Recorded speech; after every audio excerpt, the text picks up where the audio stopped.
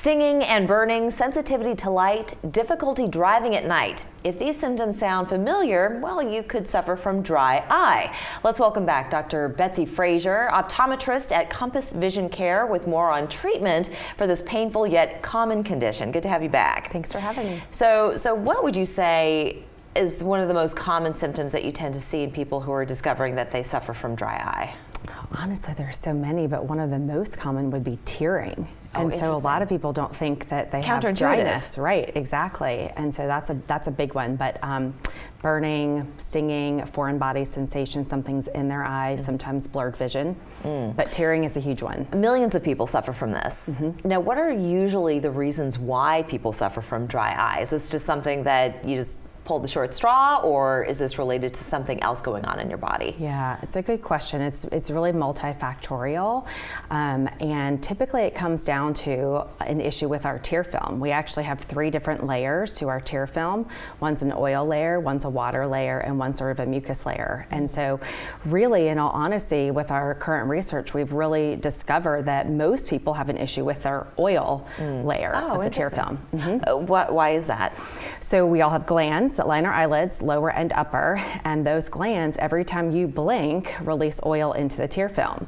And so with a lot of screen time, a lot of different things going on, we're not blinking as much, so those glands aren't getting as engaged, and so we're finding that the oil layer is a big issue. Sounds like that's part of like the lubrication of your eye in a way, right? Yep. Could this be tied to people's diets, lifestyle as well? Not just the screen time and keeping your eyes open, staring at a screen the whole day, but what about diet? Yep, diet's huge. So we talk a lot about having an anti-inflammatory diet, lots of water in your diet as well.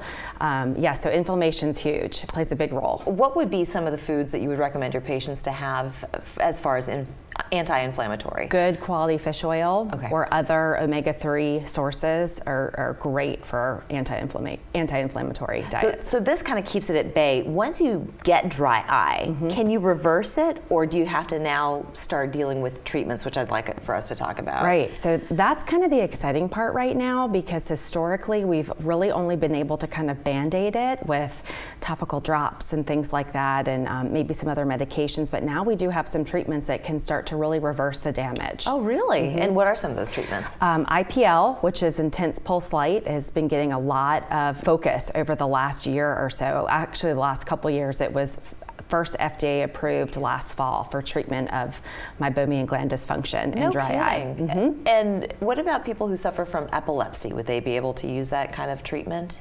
It really kind of depends on what is going on with that person in particular. That would be something we would want to talk with that person a little bit more about. I see. Okay. Yeah. So besides that, which sounds rather non-invasive, what are some of the other treatments that you would recommend? We also are doing radio frequency, which is a thermal heat treatment.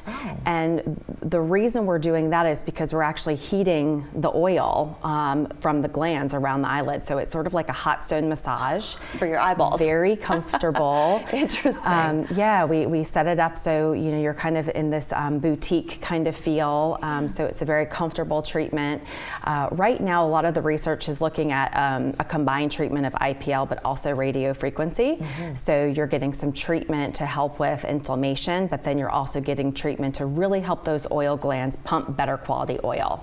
This is fascinating. This has nothing to do with taking a medication, putting something in your eye. This all sounds like it's very topical in a way. Right, and I think a good analogy is thinking about dental care. We talk a lot about the dental care model, and sure, you're going to have to do things at home. You may still need to do lubricating drops. You might, still need to work on your diet and have that good quality fish oil and inflammatory foods. But we can kind of take some of that off the table now and do some in-office treatment. So it's sort of some maintenance, to help with that. And for people who have not been diagnosed yet, can they just put something warm on their eyes, just lie down, relax? Would that help at all? It helps, absolutely. I mean, heat is definitely a #1, treatment, especially if you have an oil gland issue. Right, okay. So for people who are watching, want more information, where can they find it? Check out our website, compassvisioncare.com, and also social media, Instagram and Facebook. Perfect, thank you so much. We're back after this.